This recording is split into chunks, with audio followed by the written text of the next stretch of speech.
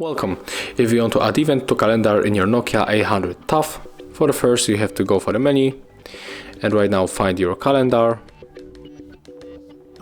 click select,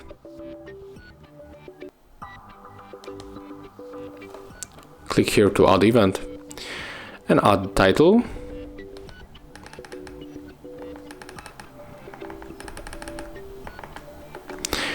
When you scroll down, you can find here also other things.